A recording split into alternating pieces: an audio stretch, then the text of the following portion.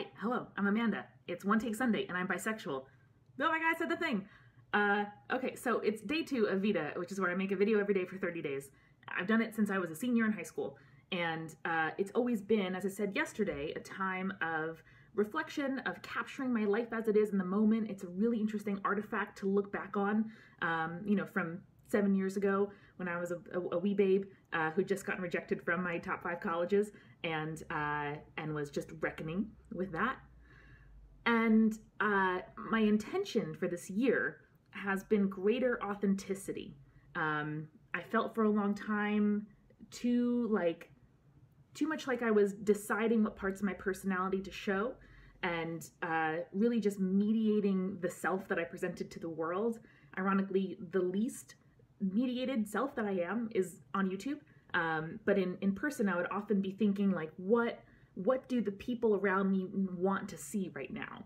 Or how much of me can I show without being too much? Part of it is social anxiety related, but part of it is just, being not confident in myself and wanting to be liked, wanting to be, I think everyone does, but I feel kind of more insecure than average. And part of that self that I presented was allowing people to assume that I was straight. I've known that I'm bisexual since I was like 11, 12 maybe. And I haven't been out to most of my family, to many of my friends, to my coworkers until the last 6 months or so. In college, I started coming out as I met new people, as I felt safe around them, as I started dating women and talking about it to the people around me.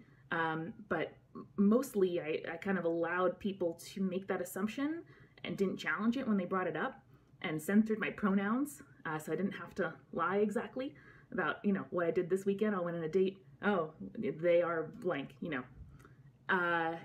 But the election changed everything. And my family situation changing over the last year changed a lot as well. And it's important that I am visible, and it's important to me to make myself be visible. I started wearing an amazing Star Wars queer resistance pin on the subway, on my winter coat, and getting the nod of queer recognition from kids, especially on the subway, but also from adults, and receiving that nod of recognition, hey, you're one of us, from people older than me. It has been such a gift. As a kid, part of the reason why I never came out, I didn't feel safe coming out. And I think a lot of the kind of root of my insecurity, if we're going to be honest here, is not having models of queer adulthood. And apart from, a few examples on TV or in movies or in books, I didn't know any queer people.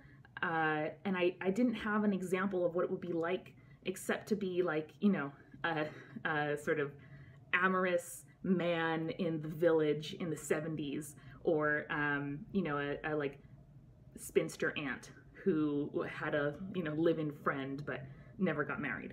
And so as a kid, I always assumed that I would never get married, never have kids, never have a nice house in the suburbs, and bring someone home, just because I never had an example of what that might look like. But as I've gotten older and realized the great gift that being queer is, and knowing that whatever life I end up having, even if it resembles templates of straight heteronormative adulthood that I had as a kid, if I marry a cis man and have biological children and a house and a garden in the back, it will have been really consciously chosen. And, it won't have been something I just kind of drifted toward because I thought that was assumed. I had assumed that was the thing that I should go for. I've had to rethink everything.